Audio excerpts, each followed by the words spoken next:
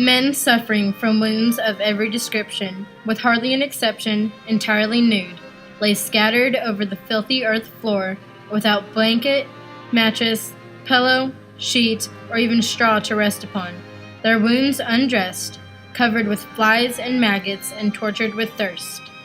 This is the journey of Eliza Potter, an unsung hero in the heart of the Confederacy. Eliza Potter took a stand against the Confederacy, risking her family's life as well as her own. She cared for and saved countless Union soldiers who were taken prisoner. She spent her own money providing them with medical care, food, and making sure they were never forgotten. December 20th, 1860, South Carolina seceded from the Union, starting a rebellion that would lead to a national civil war. Everyone had to choose sides during the Civil War. Eliza's family decided to rebel against the Confederacy and remain loyal to the Union while living in Charleston, South Carolina. The Civil War began April 12, 1861, with the Battle of Fort Sumter. This battle lasted 2 days. On April 13th, at 2:30 p.m., the Union commander, Major Robert Anderson, surrendered. What transpired next was a war that pitted neighbor against neighbor, brother against brother, and the most expensive and deadliest war ever fought on American soil. It was 4 brutal years before the war would end.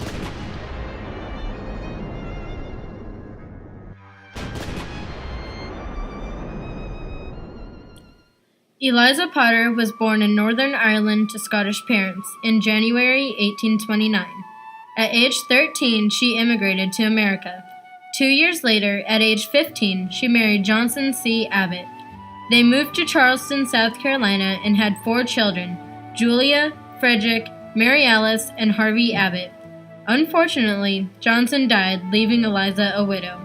4 years later, she married Lorenzo T. Potter of Providence, Rhode Island. They had 3 children: Earl, Lorenzo Jr., and Lily Rose.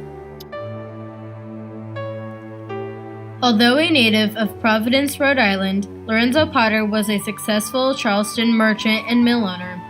Lorenzo was very successful. He purchased many acres of land and helped the family become very wealthy.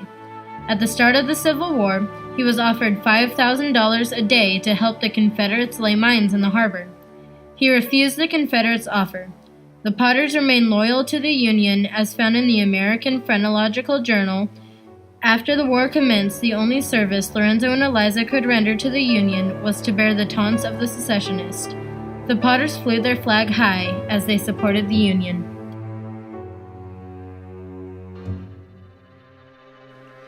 Eliza Potter was treated like a traitor by the Confederacy. Undiscouraged, she offered to be a nurse at the hospital at the Confederates' Washington Racetrack prison. However, the head surgeon told her that it was no place for a lady. She bribed them to let her stay by offering to use all of her own materials and buy her own food for the soldiers. The head surgeon agreed to let her stay.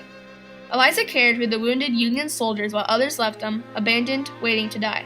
Eliza paid people to wash the wounded soldiers' clothing, what little they had, bribed officials to get whatever she needed for the men, risked running through the Union blockade to get the men fresh fruit and supplies, sold their land for additional money, and brought them items of comfort such as mattresses, blankets, towels, and toothbrushes. Eliza did whatever it took to care for these men and saved as many lives as she could.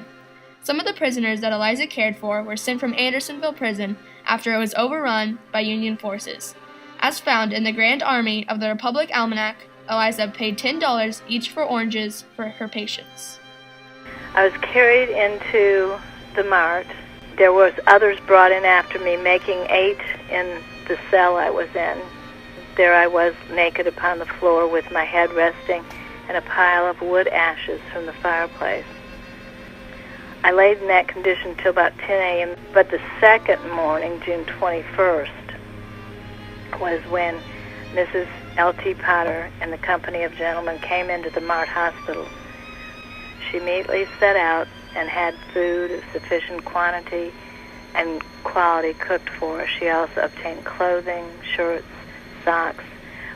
She came every day bringing sufficient, excellent food for us. One of the biggest sacrifices that this unsung hero, Eliza Potter, made was the death of her son by the hands of his Confederate peers. Her son offered to help Eliza tend to the men. Frederick's fate would not be the same as his mother's. Lorenzo and Eliza's son, Frederick, was bullied at school because the family remained loyal to the Union. He was whipped and cruelly beaten. He stated, "I can bear this, mother, but I cannot bear to have them abuse you as they do," as quoted in Woman's Work in the Civil War, a record of heroism, patriotism, and patience. Eliza supported his decision to stick with his beliefs. The next day, he was to go to the Charleston High School to receive his diploma before entering college. And when he came, these young villains laid in wait for him. And while one called his attention in another direction, the others set upon him, beat him on the head, and in a few minutes he was borne to his home, bleeding and insensible. He recovered his consciousness for a little time. Delirium soon supervened, and after some months of severe suffering, typhoid fever set in, and death came to relieve his poor bruised and mangled body from further distress. Lorenzo was often questioned by the military authorities about his wife giving so much help to the Vandals. His response was always that she was a British subject and therefore not responsible to them for what she did for these wounded men, and that she had resources of her own, which she expended without rendering him an account of them. The congressional records proved that the Potters spent more than $20,000 to help the Union soldiers during the war. According to her great-great-granddaughter, the Potters may have spent more than $100,000. After the war, the Potters did not stop their aid to the Union cause. They increased it. Lorenzo was a commissioner of an orphan house and an investor in 2 new railroad companies. He was also on the Committee for Washington, which was a group of gentlemen from Charleston sent to visit the President of the United States to present their petition for a provisional governor for South Carolina. Eliza was the president of the commissioner to erect the obelisk and tablet at Beaufort National Cemetery to honor fallen Union soldiers. Eliza Potter remained a nurse throughout the Civil War, tending to and saving countless Union soldiers. The gratitude of the soldiers she cared for ran so deep they almost worshipped her. She promised the soldiers that died that they would never be forgotten. She made sure men like Private John Fisher of Company F, 146 New York State Volunteer, and Private George Call, Company G, 8th Michigan Infantry, were remembered forever. With the help of Henry Ward Beecher and others, Eliza raised money for the monuments in Beaufort National Cemetery. In a letter to Eliza's daughter Lily, Clara Barton, a friend, a Union nurse, and founder of the Red Cross, stated, "If the sentiments expressed below apply to any lady in our land, it is to your precious mother. Their devotions, their labors, and their patient endurance of privation and distress of body and spirit, when called to give up their beloved ones for the nation's defense." Eliza was loved by the soldiers in her care. However, to the Confederates, she was a traitor. She cared for the abandoned Union soldiers at Washington Racetrack Prison, now Hampton Park, spending her own money, providing them with medical care, food, and making sure they were never forgotten. Today, people visit this location to have picnics with their families, or play a nice game of frisbee, not knowing the tragedies that occurred there. Eliza Potter was an unsung hero in the heart of the Confederacy, risking her life as well as losing her son. She was a true unsung hero. She was a doer.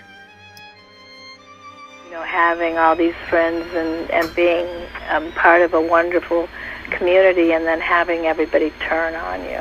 She took a stand. It was amazing, and because she took a stand, and because she made a promise, and because she didn't want people to forget that this was not only an important part of our history, but a huge turning point. An incredible turning point in American history. She put her life on the line, and there really isn't anything else that you can put on the line.